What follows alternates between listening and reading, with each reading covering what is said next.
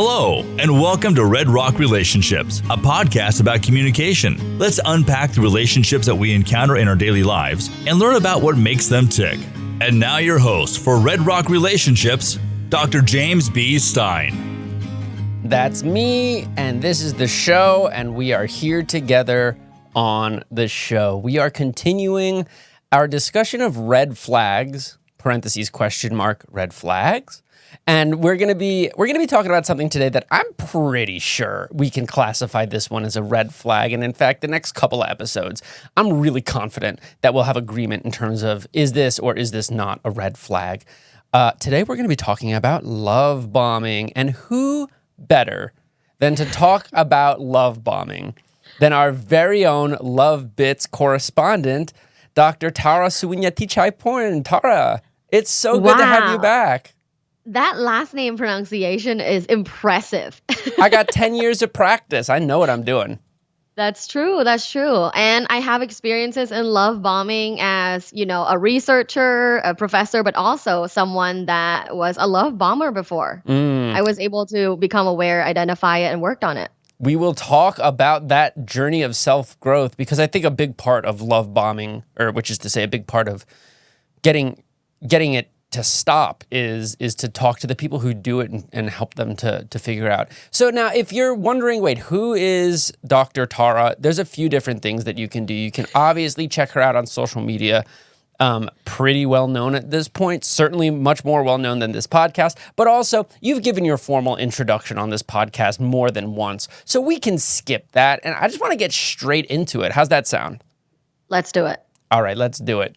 First things first, we're talking about a new concept, and although we have a general understanding of it in like the relational zeitgeist, I think we should probably take some time to define what we're talking about. So what is love bombing? Maybe if we can define it in a sentence or two, and then also maybe identify some specific behaviors associated with love bombing. Sure. So love bombing is the act of excessive expressions of affection. And that is usually in order to gain attention, to influence, or even to manipulate. There are quite a few behaviors out there that are associated with love bombing, but I think the most obvious one that is happening pretty much like all the time around the world is excessive neediness and excessive communication. So, texting someone all the time, over calling them and liking their every post and trying to DM them, like all of those things are excessive communication and usually is a behavior that's much associated with love bombing. Other things are things like needing to control and know where they're at, what they're up to, jealousy attached to when they don't spend time with you and choose to spend time with others. There's also behaviors like needing to get a lot of validation, like verbal validation and verbal affection back. So like when I say, I love you, I need to be hearing it back. So it's not about you, it's about me and how I feel. So that's very much the summary of behaviors of love bombing. Yeah, no, I think that's good, especially in the end there when you talked about how it comes back to this is me, right? This is all about me. I'm double, triple, quadruple texting you because I need validation, I need a response, I need to be told that I'm funny and smart, right? Right, and so I'm showering you with gifts because I want you to view me as valuable. And then when the novelty of that disappears, that's when we might see some ghosting like we talked about last episode. Is that right? Yes, that's also another big love bombing behavior is excessive, like elaborate declaration of love. So maybe it's expensive gifts. Maybe it's like 200 flowers. Maybe it's, waiting on you at a nail salon or like whatever it is. It's this sense of like excessive expression of affection. Okay, so with that in mind, and I think that's a really good transition into the next thing, because with that in mind, it's important to differentiate love bombing, like toxic love bombing behaviors, from behaviors associated with someone who like just likes you. You know what I mean? Like someone who's like just really happy to be there and really happy to see you. How can we do that? How can we distinguish someone who's love bombing us from somebody who's just like super into us? I think that's a really good question and a little bit hard to distinguish if you're like a young person and you're just really excited to talk to the other person and get to know them more because you really like them, right? When you think about it, there's this sense of like authentic enthusiasm versus love bombing. And it can be hard to identify. So for those of you listening, if you are the person that's, borderline love bombing someone and you're like not sure, I know that it's hard to distinguish because like I worked on it myself. So I think the very main thing that I've studied through, like reading research as well as talking to therapists and other professionals is the feeling of guilt that the receiver feels. So the person that's love bombing usually will try to communicate with you a lot and try to elicit a lot of validation. And if you're not giving it to them, if you're not giving them communication that's reciprocal, if you're not giving them time and the kind of communication that provides like closeness and affection the same way, they will try to make you feel guilty. For example, you might say like, oh, I'm hanging out with my friends tonight. They might go, like, oh, I wish I was invited, or I wish I could come with. So it's about them and not about you, right? Like, oh, you hang out with your friends, like have fun, bye. Right. Yes. But they want to make you feel guilty because they need that from you. They need you to come back and go, oh, you know what? Like, why don't you join us? Right. As opposed to waiting for that. That's the main characteristic. Right, but like that can happen organically. You know what I mean? Like, let's say if you're dating someone for a month or two, maybe they're not comfortable with you meeting their friends yet, and in a couple of months they will be, and that's when they'll come to you with my friend says they want to meet you, or I'd like you to hang out with my friends. And I think that what you're saying here is that the inability to wait for that is that's the red flag, right? It's not necessarily, oh, I just want to meet your friends. It's I need this validation and I need to be with you. And of course, then that's an example of controlling behavior, which is far more explicit and far more dangerous from a red flag perspective. Totally, because it's early on, plus it's like the need to be involved at all times in order to make yourself feel better. Yeah, those inclusion needs. We're actually going to talk next week about maybe some of the ways in which like attachment style can relate to some of these toxic behaviors. But for now, let's move on, because I think we did a really good job of kind of unpacking like here's right. It's about the focus on self. So this kind of gets into the next thing that I was going to ask, which is about the motivations for love bombing. So if we're speaking from the perspective of the perpetrator, the person doing the love bombing. Well, it's really interesting. It depends on like what discipline you're reading these research from, because people say like there's also kind of accidental love bombing that kind of comes from their childhood and their cultural background and their family communication style. Like some people grew up with like lots and lots of affection and love and touch, and maybe that's just the way they show up and express interest. So there's also this idea that like love bombing is not necessarily always malicious. Yeah, because I know when you read articles from maybe like counseling or like psychiatry, they often identify love bombing as like a malicious, like manipulative effort. But if you also read articles from more like sociology, anthropology, family studies, and intercultural communication, you find that there are people that just grew up with a lot of like they're being showered by affection, and that's like their only mode of showing affection. Yeah. So they show up that way in their potential romantic relationships, and sometimes being misidentified as a love bomber, and sometimes also people like are taken aback by a very affectionate person. So I want to like start off with that motivation because it's not always malicious. No, I think that's so important. When we talk about some of these like really nasty relationship behaviors, like for example, like domestic assault, right? Right, There's no abuse. excuse for that, right? That is intentional, it's manipulative, it's abusive. When we're talking about something like love bombing, like you say, people can do that without even realizing that they're doing it. You know what I mean? Right. And I think that it's so important to restore humanity to the people Mm-hmm. who do love bombing, because like it's not always intentional and malicious. And if you just label someone as that, they're never going to be able to even recognize the behavior, let alone Right. seek out the necessary change that they need in order to stop, being off-putting, right? To put it gently. Yeah, I think it's just so much more empathetic because we live in a cancel culture. Like, oh, this person is toxic, F them, right? Mm, Like, how about like, hey, I think you might want to talk to a therapist because, like, it seems like you need a lot of, if when I'm friends with people who I know, like, tend to love bomb, I actually tell them, like, I think that's love bombing, girl. Like, I don't think that's healthy. You want to talk to my life coach? Like, or you might want to bring that up with your therapist. Because here's my personal story.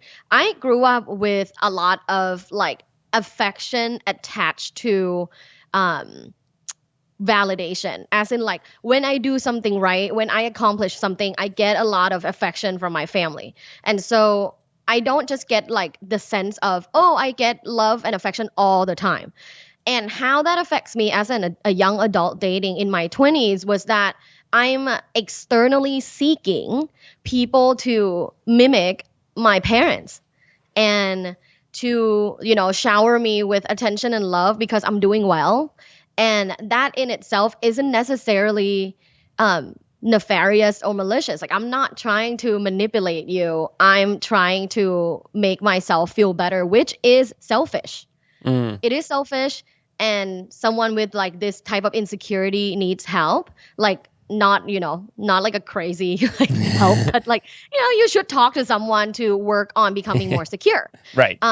And I understood that from myself, like back when I was in my 20s, like it came from my family. However, let's talk about the other side of love bombing as a manipulative effort as well, Mm. right? Because that does exist. And for some people, they use love bombing as psychological and emotional abuse. So there is also that on the other side. And I think for motivations for those people is probably just feeding into their narcissistic disorder, as well as, perhaps wanting to have the desired outcome that they're like expecting, for example, having sex with someone. Like love bombing early on so you can have sex with them faster. Right. So that's So that's where I was going to go with it. Because what this makes me think of is the ludic lover, right? So for those unfamiliar, there's a bunch of different like Greek styles of love. And one is called ludic love, which is like the game player, right? It's all about the chase. It's all about the hunt. To me, love bombing at the strategic level, love bombing feels like an effort to play that game a little bit more explicitly. And then it's like, I love bomb and I love bomb and I love bomb. Then I get what I want. Right? And then gone. that's it. Or I and then stop. the ghosting that comes after. Yeah. And I think that that's a really important distinction there that can help us determine like when is love bombing a red flag versus when is it just a characteristic of an incomplete or perhaps insecure person who is interested in and just needs to do that work to better themselves. Like since I became a coach and I started my private practice and seeing clients and coaching them through dating, I realized like we all have issues. Like Right. we all have at least one issue because of the way we grow up. Maybe it's our family, maybe it's technology, maybe it's media, maybe it's porn use, like whatever it is, like we all have issues. And I think it's okay to normalize talking about like, listen, I have like one or two issues and I'm working on it, just so you know. Yeah. Pretending to be perfect is only feeding into this like idea of, oh, if you're not a perfect person, you don't deserve love. And that's so toxic, that saying that's like, oh, you fix yourself first before you like meet your soulmate or before anyone else can love you. Yeah, that's I think, bull. That's hard bull. I almost swore. I forget if I'm yeah, allowed to. I don't want to give my producer extra work. But no, that is malarkey, as the president might say, because a big part of healing yourself involves developing and maintaining healthy relationships. You know what I mean? Other people who can yeah. hold you in check. A And that's big part so of my missed. personal growth was Uh-huh. relational. Yeah. And Same. yeah, That's and it's normal. really helpful to grow together with your partner. I Or think with the friends key here even. is to like realize, also like be aware of the things that you want to work on and continuously working on them, and be honest with your partner that these are some of the things that I'm working with. I think honesty really helps in this case because if you don't talk about it in an upfront manner, then they find out later, they might assume different things and make up meanings for themselves. Yeah. Okay. This leads perfectly into the last thing that I wanted to speak with you on. So I think this one will probably get a little bit more attention than the others. So I have some ideas here, but I want to hear from you. How can we, right, as actors, as potential love bombers, how can we show affection to people without accidentally being perceived as love bombing, or without like slipping, maybe if we have a history of it, without falling into those old tendencies? For me, it's simple. There's two things to consider. One is being mindful of your communication, and two is being empathetic. So, first off, mindful communication doesn't mean restricting yourself or regulating yourself, right? It's thinking, okay, I just texted them this morning and now I'm thinking of them again and it's only 11. Should I text them again? Or is it, going to be bothering and binging their phone too often because they're at work, right? So it's being mindful in your communication isn't the same as, oh, I'm not being myself. So mindful communication for me was a very good strategy that I use that I found very successful, right? Like I have the urges to overly communicate, especially through the lens of like love bombing, like wanting them to know I'm thinking of them, that I love them, that I miss them, right? But is it doing anything really? Can I be more mindful of my own time and attention as well as their time and attention? Yeah. So mindful communication was a very effective strategy for me and for a lot of people that I've worked with. And the second one is empathy, which is already like a part of that mindful communication, but really to adjust your perspective and mindset to different things. For example, if your person is like, oh, I'm going to go hang out with my friends, rather than inserting yourself, like try perspective taking and using empathy. Okay, like, would I also want my time with my friends? Like, yes, I love spending time with my friends. So why would I, insert myself to their friends' time? Right. So I think with these two strategies, like mindful communication and empathetic like mindset, you can definitely combat like being an extreme love bomber. Yeah, and I really appreciate there that you were able to give specific examples, because I feel like we throw around words like mindfulness and empathy all the Mm-hmm. time, and they don't really mean anything unless we can Mm-hmm. sit down and say, yeah, here's 2 or 3 ways in which you can do this thing. Instead, so often we opt to be like, oh, you just have to be a more empathetic person. Like, Right. How? girl, if I'm not a natural empath, what does that even mean? Right? Well, Right. it means perspective taking. It means using things like I Mm-hmm. statements. It means taking some time and putting yourself in the other person's shoes. And so I appreciate that. For me, I think also we need to distinguish the difference between being a direct communicator who's clear about how he feels or she feels or how they feel. My bad. I was thinking from my own perspective, right? There's a difference between doing that versus being excessive and self-focused. So like one little thing I'll do here, if I'm talking to someone new, for example, I'm very upfront. Especially as it pertains to like physical intimacy. I know you're that way too, given your Mm-hmm. given your area of research.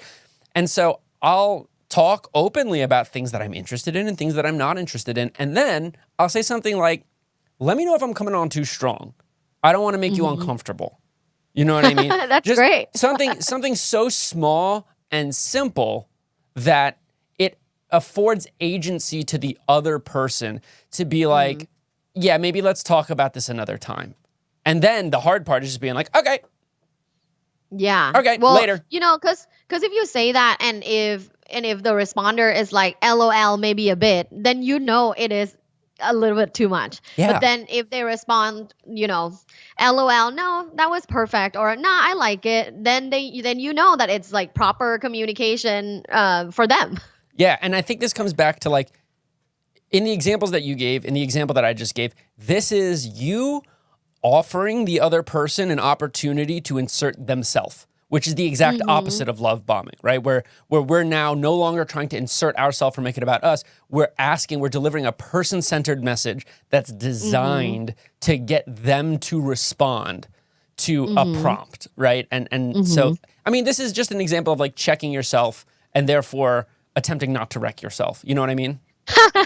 Yeah, exactly. I really like that method of like asking them out front, like, is this too much? Because I remember like when I first started dating my current husband, I immediately like started talking about sex because for me, that was something that was, missing in my previous like marriage. So I wanted to start talking about sex right away. Like, hey, like, what are you into? What do you like? And I just remember like, oh, I have to check myself. Like, okay, is this too much for this person? Because I don't want him to think I'm like love bombing and all I think about is, sexual intimacy. Yeah. So I said about the same thing. Like similarly, I don't remember what I said, but something along the line of, let me know if this is like a lot. Yeah, especially when you're talking about sex, because Right. not only do you risk love bombing, but then you risk redefining the relationship in terms of sex Right. and only sex.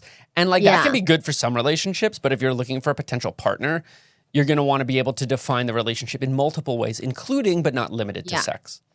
Exactly, yeah. I've got one more question for you, and it can take up the remainder of our few minutes together.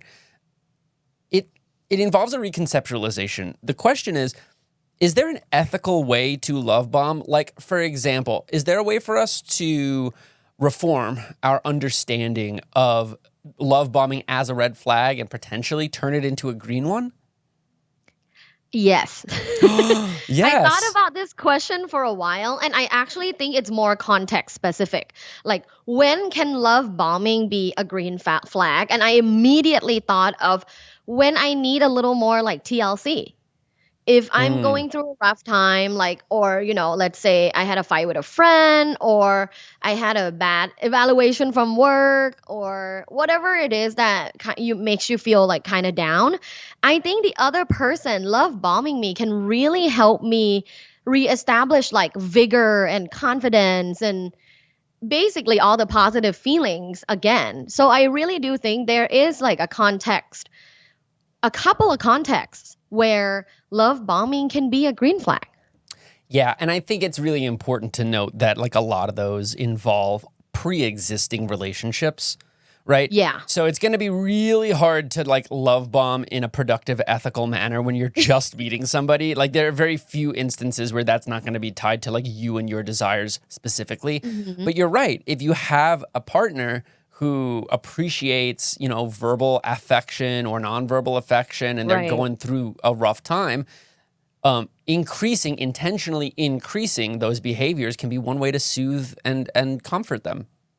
Yeah, like if a partner texts you 10 times a day, like that's love bombing. But if like my dog just died and my partner wants to check in on me multiple times a day, I appreciate that. Yeah. I don't see any problem with doing the behaviors that we have come to understand as love bombing under certain contextual constraints, right? So yeah, and this all comes back to like self-monitoring, right? And being mindful, being person-centered. And not being malicious. Right. And of course, asking questions and having that desire to better yourself. Without that, none of this really works. Mic drop. Speaking of mic drops, we're actually out of time. Thank you so much, Tara, for joining once again. Thank you for having me. No problem. Now, what we're going to be talking about is something a little bit more malicious. Next week, we're going to be talking about gaslighting. And this one, Oof. I don't think I'm going to be asking about turning this one into a green flag. I think we all know where we stand there. But in the meantime, I appreciate your time, Tara. I appreciate the listeners' time. Thank you so much. We're going to talk about gaslighting next week, and I am thrilled to do it. You've been listening to Red Rock Relationships, a podcast about communication. Thank you so much for giving us some of your time. If you'd like to be on the show or have questions for us, please send us an email to redrockrelationships@gmail.com. You can also find us on Facebook, Instagram, Twitter, Spotify, or wherever you listen to your podcasts.